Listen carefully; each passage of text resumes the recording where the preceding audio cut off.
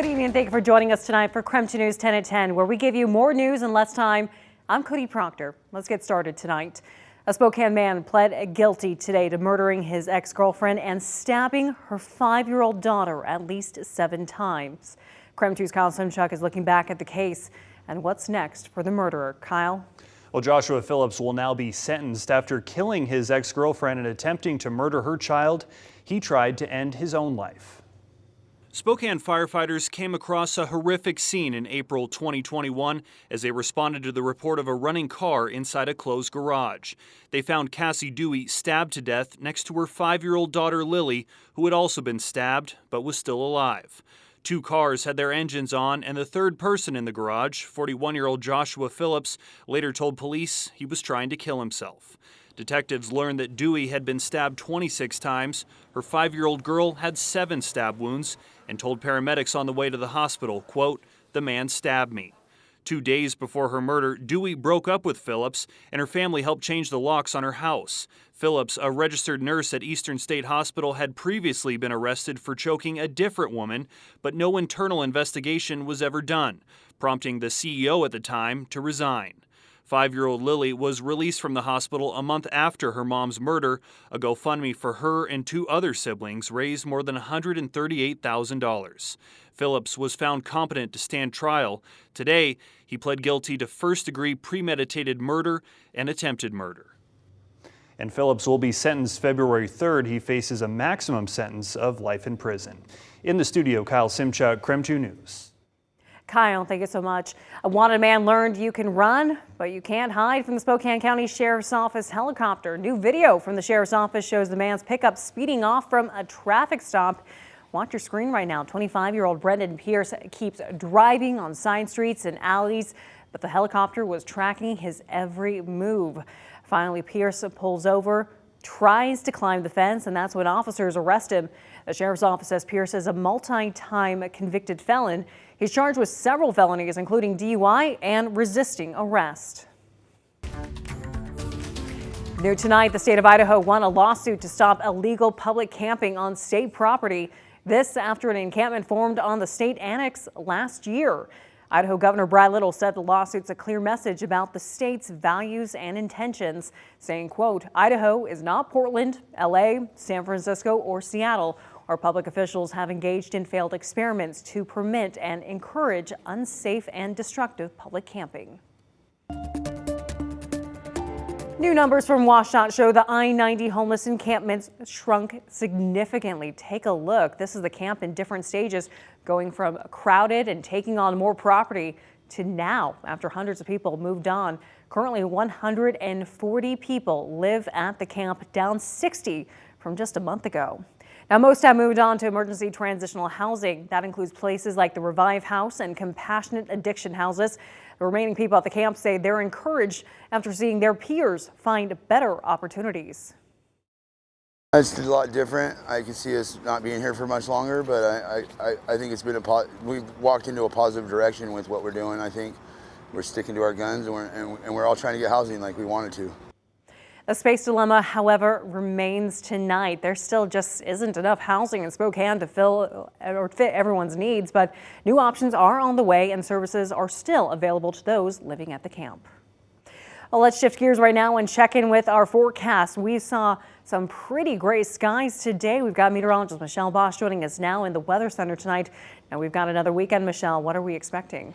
We could see quite a lot of different things on Saturday. One of them being some patchy freezing fog in the morning, followed by a little bit of sunshine, and then eventually some snow moving in late in the afternoon, evening, and overnight hours. We are starting to see some fog formation, especially up north in Deer Park. Half-mile visibility, Omak down to 3 miles. Wenatchee just starting to see some reduced visibility, and it's possible that fog will work its way south into the Spokane area tomorrow morning. Want to point out something with the forecast of snow. Our radar is down for maintenance. The Spokane National Weather Service radar is going to be out of service from now until the 27th. So though we do have adjacent radars in Seattle, Portland, Pendleton, and Missoula, a lot of times it's hard for those radars being far away and with the mountains to pick up precipitation here in Spokane. So even when we do see snow tomorrow, it'll likely be, we'll have a hard time picking it up on radar. But we can see the clouds, and we do have partly cloudy skies out there. We'll likely again see that formation of fog with some chilly temperatures tomorrow. 10 or 19 degrees in Deer Park, temperatures in the mid-20s in Spokane. They will stay in the mid-20s over overnight. And for this weekend, high temperatures in the mid-30s, some light snow less than an inch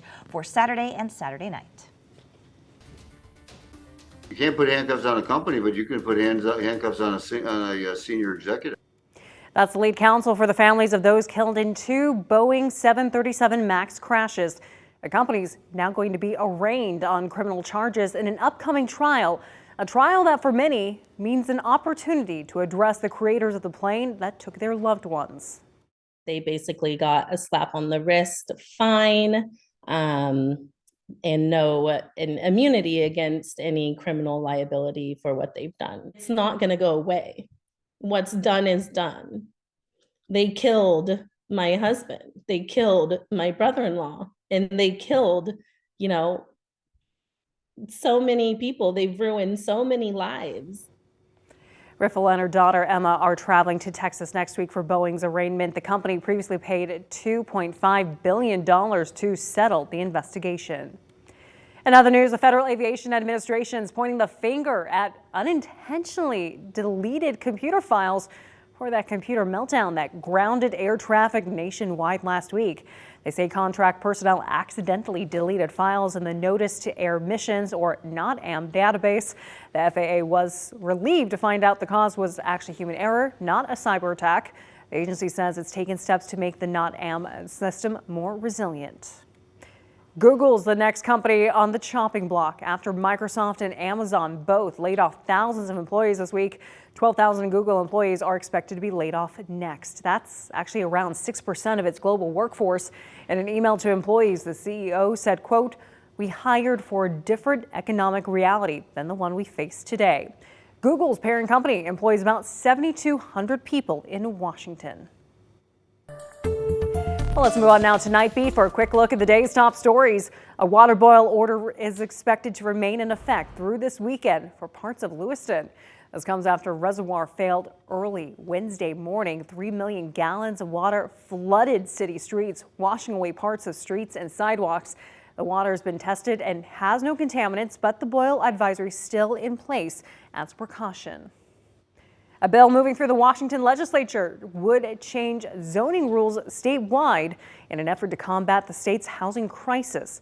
If passed, the bill means multifamily apartments could be built in areas previously only zoned for single-family homes. Councilmember Zach Sapone testifying to the House Housing Committee last week. Housing is a regional crisis. Spokane can't do this alone. It doesn't meet the scales of the problem. We got to do this across the region and make sure that every community in our region is on board and not just Spokane. A similar bill failed last year. Opponents say a statewide mandate isn't the way to go. And firefighters continue to investigate the cause of a deadly fire that broke out in Deer Park early this morning. According to firefighters, one person died in the fire. About 20 firefighters worked to put out the flames, but the house was destroyed. This is an active investigation, and we'll continue to update you once we know more. And that was your Night Beat. Text the word NIGHT to 509-448-2000 to learn more about any of these stories, and we'll send them right to your phone. And that was also our KREM 2 News 10 at 10, where you get more news in less time.